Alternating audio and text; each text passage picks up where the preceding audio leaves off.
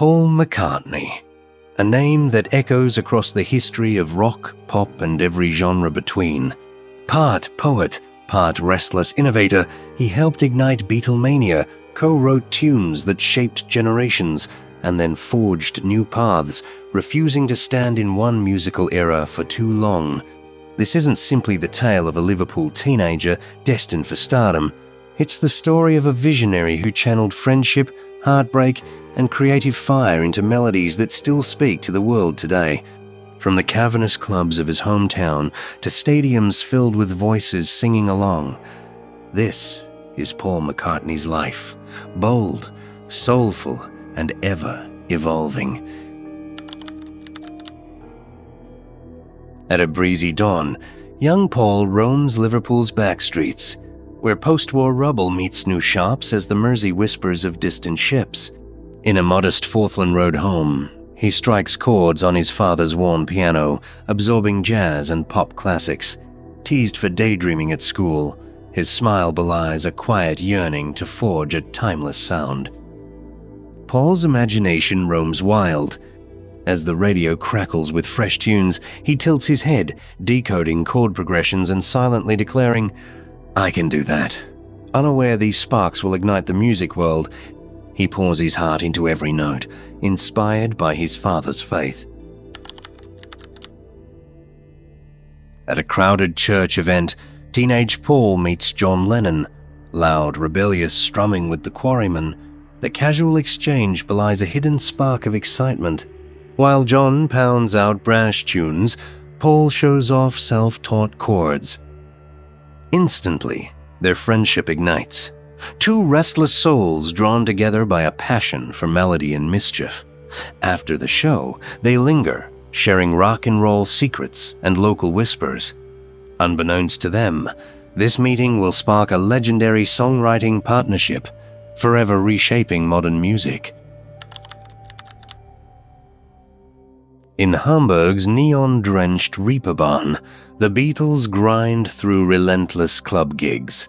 Damp stages, flickering lights, and wild crowds push them to perfect every note. Shifting from guitar to bass, Paul anchors the band with a driving rhythm and a keen ear for harmonies. Exhaustion meets exhilaration as they reshape rock and roll, playing sets that stretch past dawn. Offstage, Paul scribbles chord ideas in quiet corners, determined to blend catchy hooks with Hamburg's raw energy. Bleary-eyed and fueled by throbbing amps, these moments sharpen his focus and forge a steadfast bond with his bandmates. Back in England, the Beatles burst into stardom. Radio DJs spin their records as teenagers swarm record shops, screaming their names. Beatlemania erupts, with swarms clogging train stations and city streets.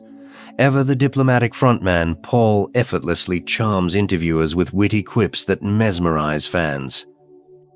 As the Beatles land in the United States, the frenzy intensifies.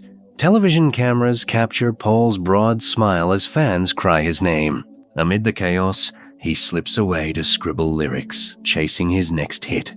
As America revels in Beatlemania, he wonders how long this surge will last, yearning for horizons beyond pop.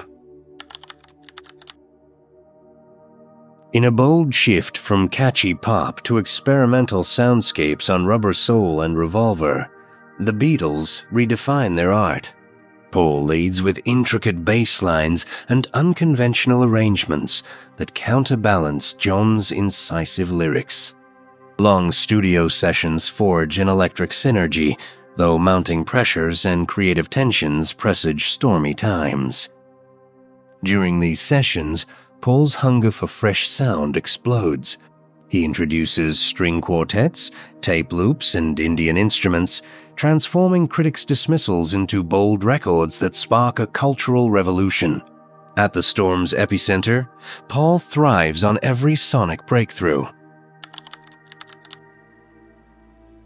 Amid management disputes, the loss of mentor Brian Epstein, and clashing artistic visions, the Beatles ride a turbulent wave. Their split sends shockwaves worldwide.